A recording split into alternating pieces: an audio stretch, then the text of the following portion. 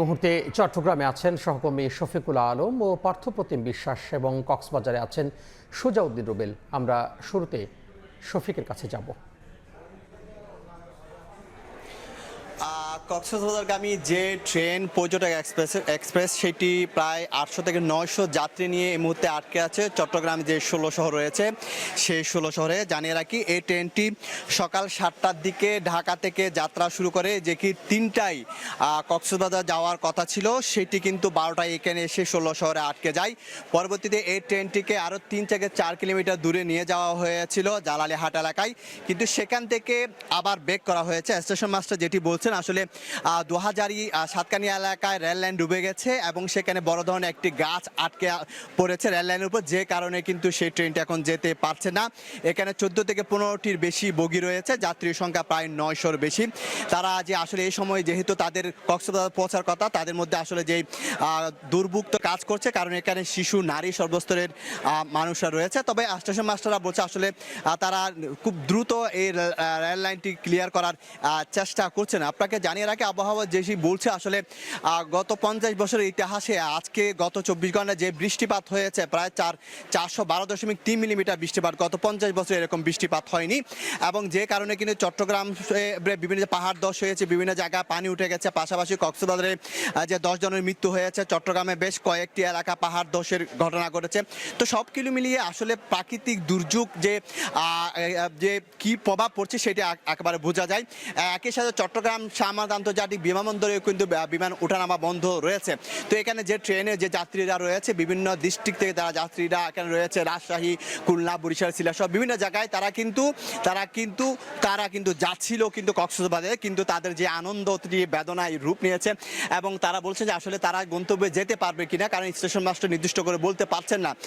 কারণ এখন কিছুক্ষণ পরে কিন্তু সন্ধ্যা ঘনিয়ে আসবে, 900-র বেশি যাত্রী, তারা কীভাবে কক্সবাজার যাবে। অনেকে কিন্তু সিদ্ধান্ত নিচ্ছে ঢাকায় ফিরে যাওয়ার জন্য, যেহেতু প্রাকৃতিক দুর্যোগ অবস্থা খুবই খারাপ এবং 3 নম্বর সতর্ক সংকেত দেখা বলা হয় চট্টগ্রাম বন্দরকে। তো এই ছিল আমার কাছে সর্বশেষ তথ্য। চট্টগ্রামের অন্যান্য খবর জানার জন্য আমি চলে যাচ্ছি পার্থর কাছে। গত 3 দিনে টানা বর্ষণে নগরীর যে নিচু এলাকাগুলো রয়েছে সেখানে কিন্তু জলাবদ্ধতার সৃষ্টি হয়েছে।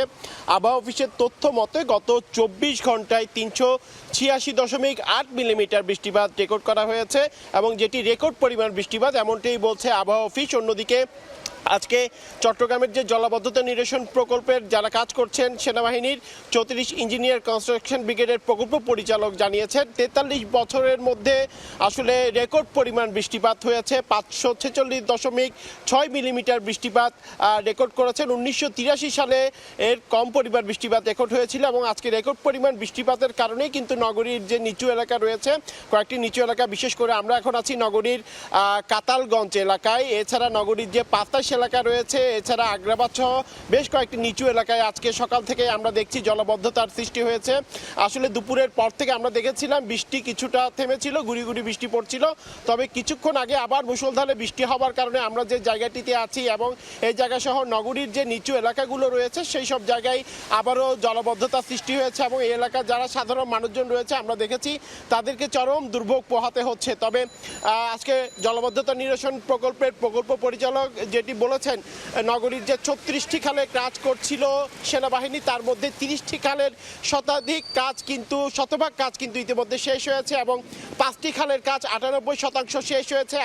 এবং এই যে এলাকাগুলো, বিশেষ করে কাতালগঞ্জ এলাকা, এছাড়া বিভিন্ন সময় প্রবর্তক এলাকায় পানি উঠতে আমরা দেখেছি, সেক্ষেত্রে এই খালের আশেপাশে যে হিজড়া খাল রয়েছে সেই হিজড়া খালের 68% কাজ শেষ হয়েছে। এই হিজড়া খালের কাজ যদি শেষ হয় তাহলে এই এলাকার নিচু এলাকার যে পানি উঠছে সেটিও কিন্তু কমে আসবে, এমনটাই আমাদেরকে জানিয়েছেন প্রকল্প পরিচালক। তো সেক্ষেত্রে আমরা দেখছি এখনো নগরীর যে নিচু এলাকাগুলো রয়েছে সেই সব জায়গায় কিন্তু এখনো জলাবদ্ধতা রয়েছে। তো এই ছিল আমার কাছে এখনো পর্যন্ত নগরীর কাতালগঞ্জ এলাকা থেকে এখানকার সর্বশেষ খবর। আমরা যাচ্ছি কক্সবাজার, সেখানে আছেন আমাদের আরেক সহকর্মী রুবেল। কক্সবাজারে ভারী বর্ষণ কোনোভাবেই যেন থামছে না। বেলা যতই বাড়ে ততই কিন্তু বৃষ্টির যে পরিমাণ সেটি কিন্তু বেড়েই চলেছে। গতকাল 277 মিলিমিটার বৃষ্টিপাত রেকর্ড করা হয়েছে, আজকে দুপুর পর্যন্ত 167 মিলিমিটার বৃষ্টিপাত রেকর্ড করা হয়েছে, কিন্তু 6টার পর আসলে জানা যাবে এই পর্যন্ত কত মিলিমিটার বৃষ্টিপাত রেকর্ড করা হয়েছে। যতই বৃষ্টি পড়ছে ততই পাহাড় ধসের ঘটনা ঘটছে। গতকাল পাহাড় ধসে 10 জনের মৃত্যু হয়েছে। আজকে দুপুর 2:30টার দিকে যে পাহাড় ধসের ঘটনা ঘটছে কক্সবাজারের যে ঝিলঞ্জা ইউনিয়ন রয়েছে সেই ইউনিয়নের বড়ছড়া এলাকায় একটি পাহাড় ধসে পড়ে স্বামী স্ত্রী মাটি চাপা পড়ে। পরে ফায়ার সার্ভিস স্থানীয় লোকজন এসে একজনকে মৃত অবস্থায় উদ্ধার করে, আরেকজনকে গুরুতর আহত অবস্থায় কক্সবাজার সদর হাসপাতালে প্রেরণ করা হয়েছে। বর্তমানে তার অবস্থাও আশঙ্কাজনক সেটি বলা হচ্ছে। তবে এখানকার আমরা যে পরিস্থিতি লক্ষ্য করছি, এই যে বড়ছড়া এলাকায় প্রায় 400 পরিবার রয়েছে, যার মধ্যে 200 পরিবার পাহাড়ের উপর পাদদেশে বসবাস করছে, সেটি আমরা প্রাথমিকভাবে আসলে জানা গেছে। তবে এই যে পাহাড় ধসের ঘটনার পরপরই কিন্তু এখানে ব্যাপক হারে প্রশাসনের নজরদারি করা হয়েছে এবং মাইকিং করা হচ্ছে। যারা পাহাড়ের পাদদেশে বসবাস করছে, যারা সরছে না, তাদের জোরপূর্বক সরিয়ে দেওয়ার কার্যক্রমও শুরু করেছে সদর উপজেলা প্রশাসন। তবে যেইটুকু বলা হচ্ছে আবহাওয়া অফিস থেকে, যেহেতু ভারী বর্ষণ হচ্ছে সেহেতু আরও পাহাড় ধসের ঘটনা ঘটতে পারে, সেক্ষেত্রে সাবধান থাকার জন্য সবাইকে বলা হচ্ছে। তো এই ছিল আমার কাছে সবশেষ। সরাসরি যুক্ত হয়েছিলাম কক্সবাজার এবং চারওয়াগে চট্টগ্রাম থেকে। এদিকে বৃষ্টিতে রাজধানীতেও বিভিন্ন স্থানে দেখা দিয়েছে জলাবদ্ধতা। এই মুহূর্তে শেওড়াপাড়া এলাকায় আছেন সহকর্মী ফাহারিয়া ফারুকি পুষ্পিতা, আমরা সরাসরি যাচ্ছি তার কাছে। পুষ্পিতা, আজকে দুপুরের পর থেকেই হঠাৎ যে বৃষ্টি, সেই বৃষ্টিতে রাজধানীবাসী ব্যাপক সংকটে পড়েছে।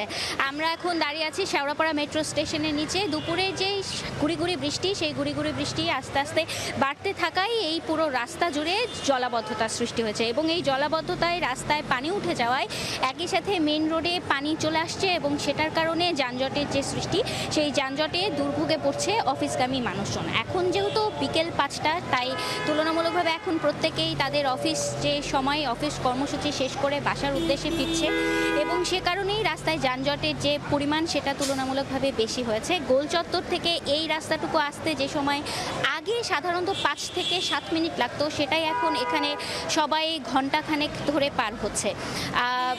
কিছুটা বৃষ্টির কারণে আবহাওয়া গত দুদিনের তুলনায় এখন কিছুটা স্বস্তির মধ্যে পড়লেও আমরা এখানে চলাচলকারী মানুষদের সাথে কথা বলেছি এবং তারা আমাদেরকে যেটা জানিয়েছে যে এই রাস্তায় পানি উঠে যাওয়ায় এবং যানজটের তীব্রতা বাড়ায় তাদের দুর্ভোগে পড়তে হচ্ছে এবং গুড়ি বৃষ্টি যদি আরও কিছুক্ষণ চলতে থাকে তাহলে এখানকার যে রাস্তা, সেই রাস্তা পুরোটাই ভেসে যাবে এবং এইখানকার জলাবদ্ধতা এবং যানজটের পরিমাণ আরও কিছুটা বাড়বে।